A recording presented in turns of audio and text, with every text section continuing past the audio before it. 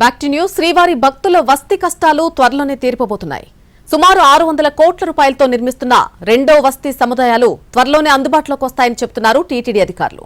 ఇవి అందుబాటులోకి వస్తే అదనంగా 8 నుంచి 10,000 మంది వరకు భక్తులకు వసతి సౌకర్యం కల్పించవచ్చు.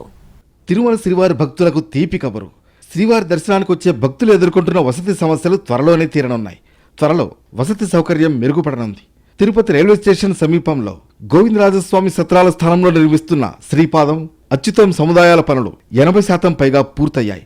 ప్రధాన భవనం, గదుల నిర్మాణం పూర్తయిన లోపలి ఏర్పాట్లు, మౌలిక సదుపాయాల కల్పన పనులు మిగిలి ఉన్నాయి. తిరుమల వెంకన్న దర్శనం కోసం తిరుపతికి వచ్చే భక్తుల సంఖ్య రోజురోజుకు పెరిగిపోతోంది. అందుకు తగ్గట్లుగానే తిరుపతిలో వసతి గృహాల సంఖ్య పెరుగుతోంది. అయితే భక్తుల వసతి సమస్య మాత్రం తీరడం లేదు. టీటీడీకి చెందిన శ్రీనివాసం, మాధవం, విష్ణు నివాసంతో పాటు పద్మావతి అతిథి గృహం భక్తులకు అందుబాటులో ఉన్నాయి. మరోవైపు రైల్వే స్టేషన్ వెనుక వైపు శ్రీ గోవిందరాజస్వామి ఉచిత సత్రాలు, అలిపిరి వద్ద భూదేవి కాంప్లెక్స్ భక్తులకు అందుబాటులో ఉండగా పూర్తి స్థాయిలో భక్తుల అవసరాలకు తగ్గట్లుగా వసతి సమస్య పరిష్కారం కావడం లేదు. తిరుమల యాత్ర కోసం వచ్చిన భక్తులు టీటీడీకి చెందిన వసతి గృహాల్లో బస చేసేందుకు అవకాశం లేకపోవడంతో ప్రైవేట్ హోటల్స్, లాడ్జీలపై ఎక్కువగా ఆధారపడాల్సి వస్తోంది. దీంతో తిరుమల వెంకన్న దర్శనం కోసం వస్తున్న భక్తులు వసతి విషయంలోనే నిలువు దోపిడీకి గురవుతున్న పరిస్థితి తిరుపతిలో కనిపిస్తోంది.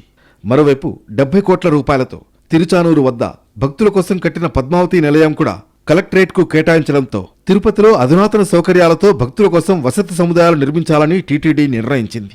తిరుపతి రైల్వే స్టేషన్ వెనుక ఉన్న శ్రీ గోవిందరాజస్వామి ఉచిత సత్రాలను తొలగించి వాటి స్థానంలో కొత్తగా వసతి సముదాయాలు నిర్మించాలని భావించింది. 1959లో అప్పటి తమిళనాడు ముఖ్యమంత్రి కామరాజ్ ప్రారంభించిన శ్రీ గోవిందరాజస్వామి 2-3 సత్రాలను తొలగించి అచ్యుతం, శ్రీపాదం పేరుతో 20,000 మంది యాత్రికులకు వసతి కల్పించేలా వసతి సముదాయాలు నిర్మించాలని నిర్ణయించింది. 2024 నుంచి గోవిందరాజస్వామి సత్రాల స్థానంలో కొత్తగా శ్రీపాదం, అచ్యుతం అనే 2 సముదాయాలు నిర్మిస్తున్నారు. ఈ నిర్మాణ పనులు చాలా వేగంగా జరుగుతున్నాయి. ప్రధాన భవనం, గదుల నిర్మాణం పూర్తయింది. అయితే గదుల లోపల అవసరమైన ఏర్పాట్లు చేయడం, నీరు, విద్యుత్ వంటి మౌలిక సదుపాయాలను ఏర్పాటు చేయడం వంటి పనులు ఇంకా మిగిలి ఉన్నాయి.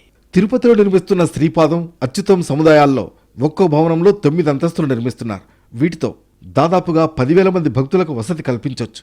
2వ అంతస్తులో రిసెప్షన్, అన్నదానం, వసతి కేంద్రాలు ఉంటాయి. 3, 4 అంతస్తుల్లో 48 డార్మెటరీలు, సుమారు 7,000 మందికి సరిపడా లాకర్లు ఏర్పాటు చేస్తున్నారు. 2024 మార్చి నెలలో పనులు ప్రారంభమయ్యాయి. ఈ 2 సముదాయాల నిర్మాణానికి 600 కోట్ల రూపాయలు ఖర్చవుతోంది.